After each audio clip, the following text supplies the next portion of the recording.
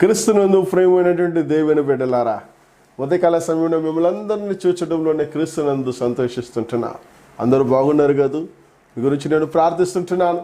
చాలామంది మీ అవసరతల వరకు ఫోన్ ద్వారా సంప్రదించి ప్రార్థించుకుంటున్నారు.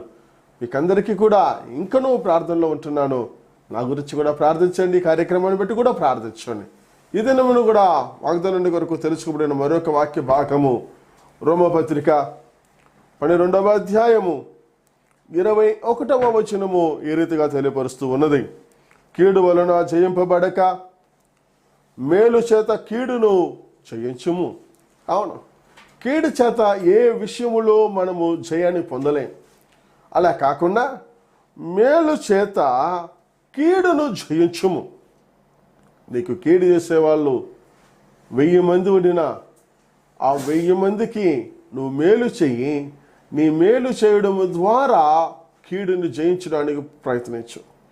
నీ మేలే కీడును జయించగలవు. నీ మేలే నీ జీవితానికి ఆధారము.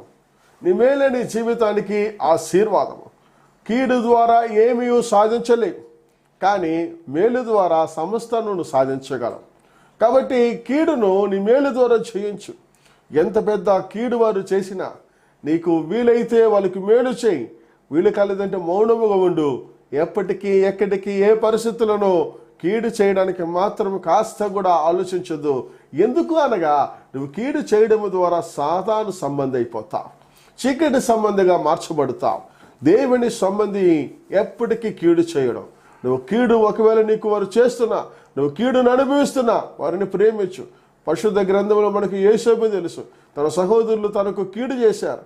కీడు చేసిన వారికి ఆయన మేలు చేశాడు. ఆయన మేలు ద్వారా వారు చేసిన కీడుని జయించిన వాడుగా ఉంటున్నారు.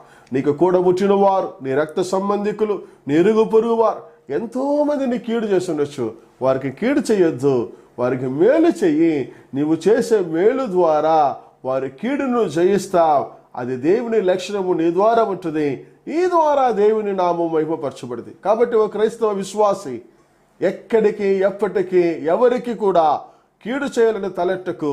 కీడు చేయకుండా కీడును మేలుతో జయించి దేవుని నామానికి మహిమపరచు.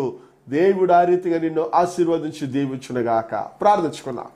తండ్రి, మీకు వందనాలు, స్తుతులు, స్తోత్ర. అనేక సందర్భాలలో మాకు కలిగే కీడులను నాయన మేము ప్రభువా మేలుతో జయించలేక కీడు ద్వారా వారిని జయించాలని తలపెడుతూ ఆలోచిస్తూ అనేక సందర్భాలలో చీకటి సంబంధంలో మేము ప్రవర్తిస్తుంటున్నా. మా ప్రవర్తనను, ఆలోచనలను నాయన దయతో క్షమించి మీ రక్తంతో కడిగి పరిశుద్ధపరిచి మీ సంబంధిగా ఉంచి నాయన ఎల్లప్పటికీ ఎప్పటికీ ప్రభువా కీడును మా యొక్క మేలు ద్వారా జయించే వారముగా ప్రభువా ఈ యొక్క కీడును మేలు ద్వారా మాత్రమే మేము జయించి మీ నామని గణపరచువారులాగను మీ బిడ్డలుగా బ్రతుకుట కృపణ దయచేయమని ప్రార్థిస్తుంటున్నా.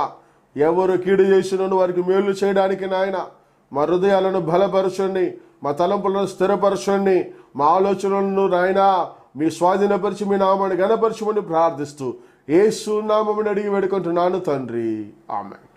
ఎవరు కీడు చేసినా భయపడవద్దు, మేలు చెయ్యి. మేలు ద్వారా కీడును చేయొచ్చు. దేవునిని దీవించును గాక. ఆమేన్.